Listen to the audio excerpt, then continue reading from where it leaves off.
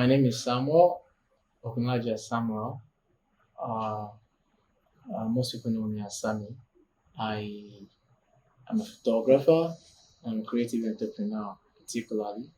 So I'd like to call myself a um, an artist.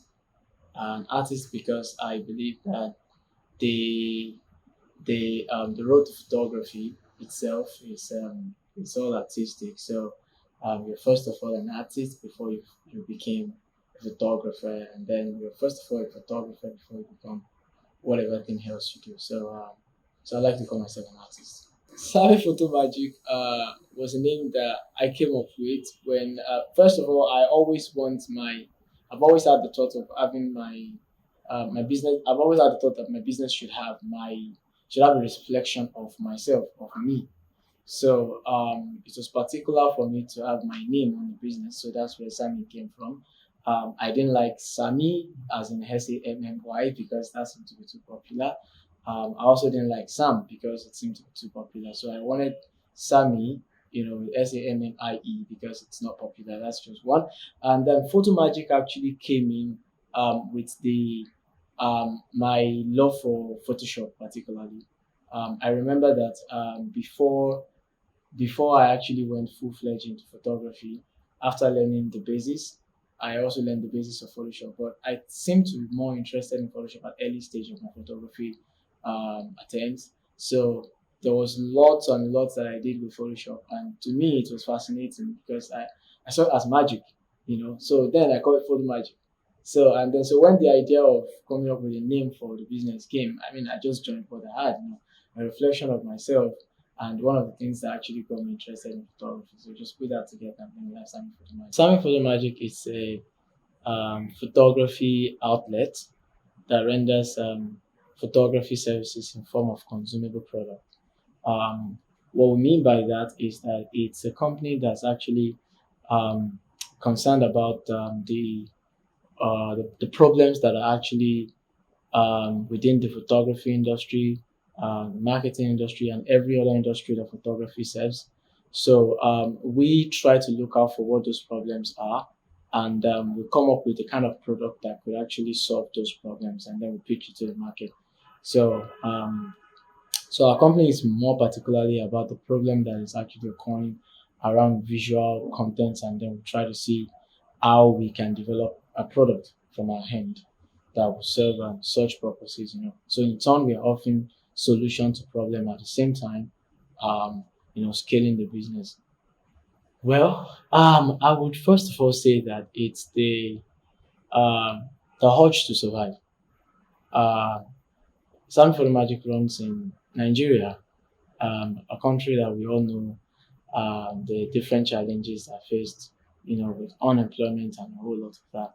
So many years ago, personally, I took the decision um, of moving to the set of people who actually create job rather than looking for one. So the urge to survive as a person, first of all, was the very beginning of entrepreneurship for me. But in the long run, the vision became bigger with the idea of preferring solutions to unemployment and trying to see how we can actually bring more people in. And so independence, and then survival was the major thing for me. I think the position of leadership. I've always said that as a creative person, I have discovered personally that even though I'm a photographer and that's like the title most people know me with, I believe that I'm more particular about the process of photography of creating. I love the process more than I love the thing itself. So as a result of that, I realized that the only comfortable and interesting place that I would find myself, that I would always love to find myself, is the position of the one who calls the shots. The position of leadership. The first thing is to first of all understand the market you're trying to sell to. I say that because it is one of the most important things in business generally. If you are going to actually build a client base that that you could keep a relationship with and you can keep them coming. So so for me, I first of all try to understand what the buying decisions are, in this industry. And I would always like to say that photography industry in Nigeria is a bit different from several other countries. It's different from what you have in other photography industry in other countries. And the reason why I say that is because the average psychology of a buyer in Nigeria is different from that of a foreign buyer. You understand? So I realized that it was first of all price for them. This is a general thing any other person can do personal research on, but I realized that it is first of all price. Do you understand? And because we have different strata, so I try to consider the different buying decisions of each person, and then I come up with a pricing structure that accommodates this different strata of people. Do you understand? Just like the way they put it, you have the low class, the middle class, and then you have the high class. So I believe the high class people, and this is something I feel is general. The high class people, they don't generally buy from logic. They buy from emotion. They buy from a place of emotion. They buy from. There has to be a story that is captivating that you're telling them, that's attracting them to buy at a certain price.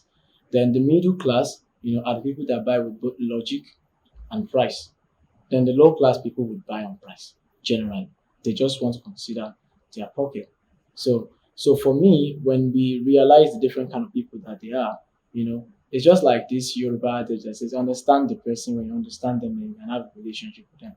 So when we build an understanding with their buying decisions, so we then came up with a pricing structure that could allow us to serve them regardless, and in a way that it won't actually shoot us in the leg. So make sure that no matter how small the offer we are giving out, we are still able to come up with some level of profitability, you understand, in terms of cost and the service we render.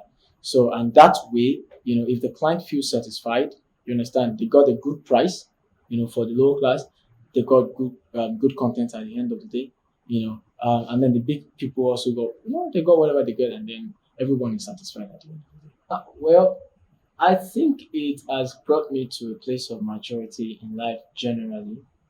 The reason is because as an entrepreneur, there's so much responsibility, that you have in your head, on your neck, on your shoulders, you may say.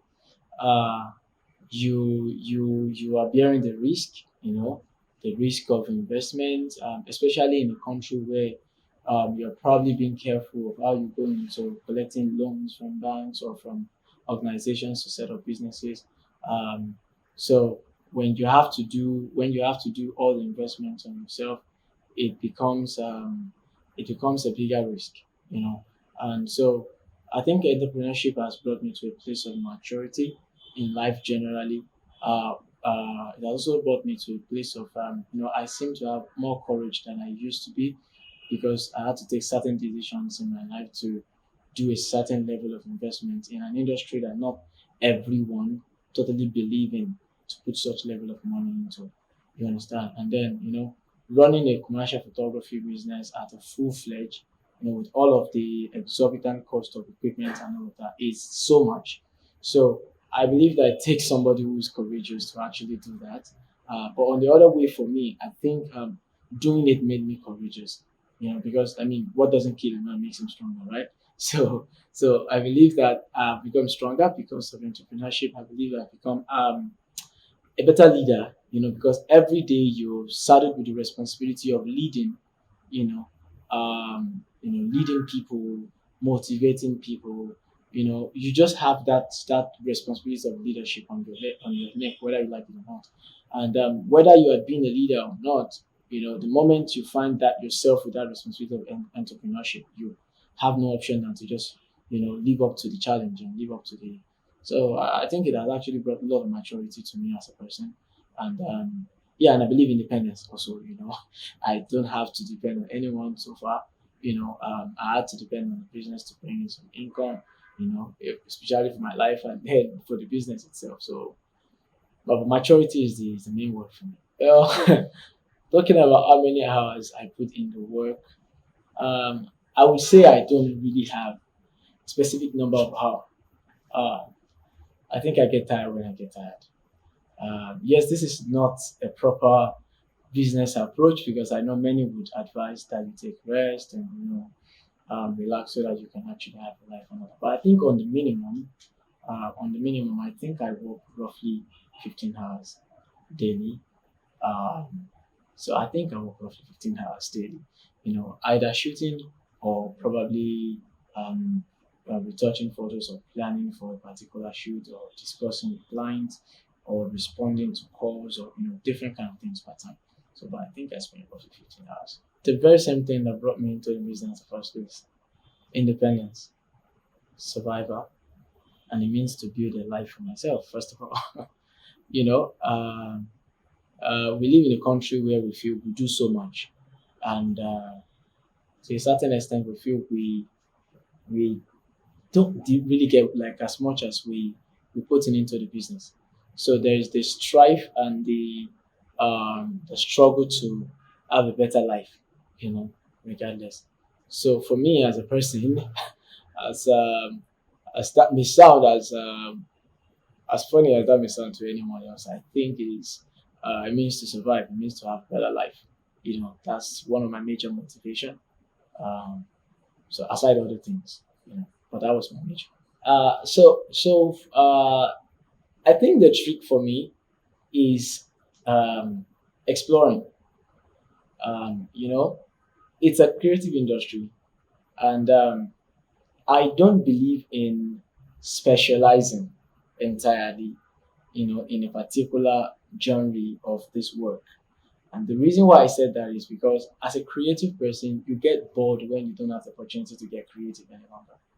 So for me, I love to look at all angles of creativity, from, I mean, all angles of creativity. Talk about architecture, talk about craft, talk about painting, talk about artwork and all that. So the more I look at those angles, the more I develop more interest to see some of these beautiful content and these beautiful visuals, the more I'm motivated and I feel busy. The more I feel like I want to try something new.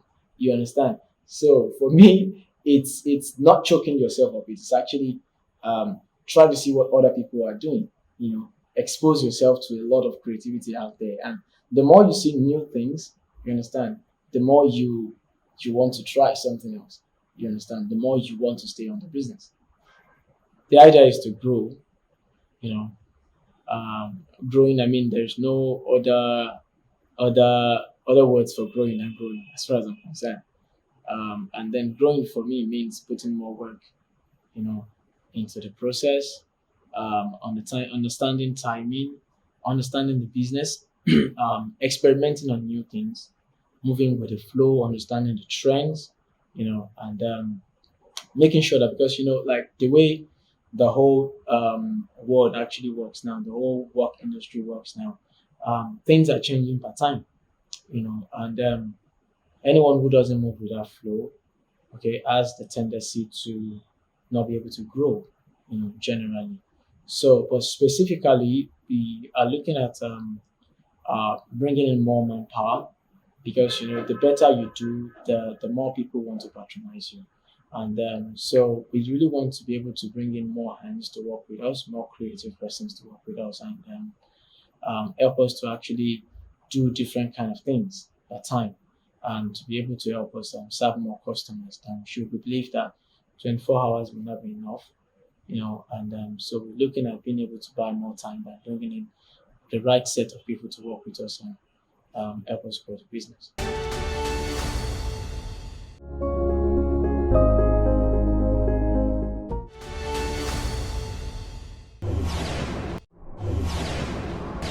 Soak my cloth, even if it's white or colored one, I will soak it. Then I will not pour the clean inside the water. That's how I use my own soak clean. Just of my white box and say go, don't wear am, eh? All the whole corner, eh? You don't dirty. Once you don put this clean inside water, just like this, put the pant there inside. Now pant and my boxers dem now they tell you, if you wash am like this, bros, they say don't wear am before, you no go believe. So clean. Add the water and wash the clothes. If there is any stain inside the clothes, then I will not put small clean soap inside the place. Then I will now squeeze and wash to not clean. Clean I dey use comot this thing for my cloth. If it dirty, clean na better soap o, make I dey use am. Na sharp so.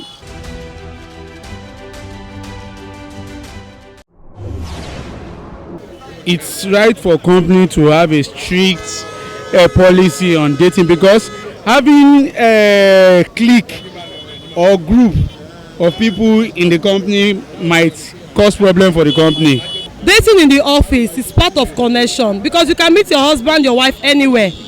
So dating in the office has nothing to do with the office or the company as a whole. To be dating in a company, to run the company down and the media economy to be nothing.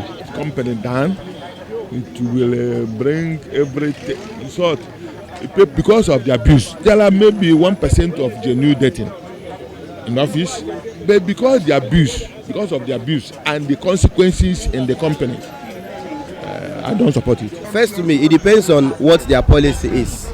You understand?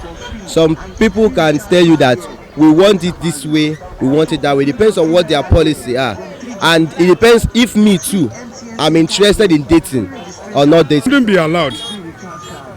Dating each other in the company shouldn't be allowed.